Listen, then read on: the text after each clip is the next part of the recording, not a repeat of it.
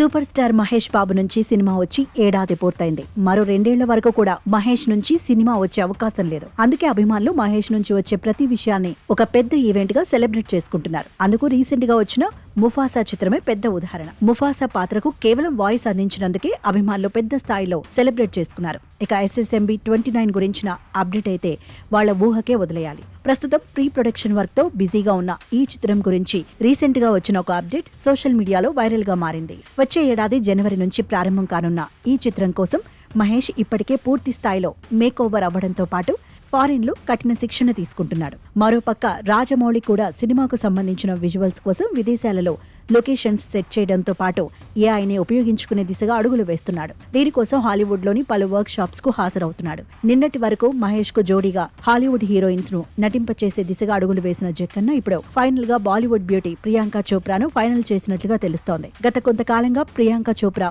బాలీవుడ్ సినిమాలలో కనబడటం మానేసిందని చెప్పాలి. నిక్ జోనస్ తో వివాహం తర్వాత అమ్మడు పూర్తి స్థాయిలో హాలీవుడ్ కే పరిమితమైంది. రీసెంట్ గా English version Citadel web series లో యాక్షన్ ఎపిసోడ్స్ తో అందరి మతలు పోగొట్టిన ఈ ముద్దుగుమ్మ ఆ తర్వాత ఎక్కువగా హాలీవుడ్ సినిమాల్లోనే మెరిసింది. ఇప్పుడు SSMB పాన్ వరల్డ్ ప్రాజెక్ట్ కావడంతో ప్రియాంక చోప్రా ఈ పాత్రకు సరిపోతుందనే ఉద్దేశంతో తీసుకున్నట్లుగా తెలుస్తోంది. SSMB ప్రాజెక్టు పై ఇప్పటికే వరల్డ్ వైడ్ గా ఎక్స్పెక్టేషన్స్ తారాస్థాయిలో పెరిగాయి. దాదాపు 1200 కోట్ల భారీ బడ్జెట్ తో ఈ చిత్రాన్ని పాన్ వరల్డ్ ప్రాజెక్ట్ గా తెరకెక్కించనున్నారు. ఇప్పటి వరకు ఒక్క పాన్ ఇండియా ప్రాజెక్టు కూడా చేయని మహేష్ ఈ చిత్రంతో పాన్ వరల్డ్ దిశగా అడుగులు వేస్తున్నాడు. 2 భాగాలుగా విడుదల కానున్న ఈ చిత్రం ఏ రేంజ్ లో రికార్డ్స్ క్రియేట్ చేస్తుందో చూడాలి.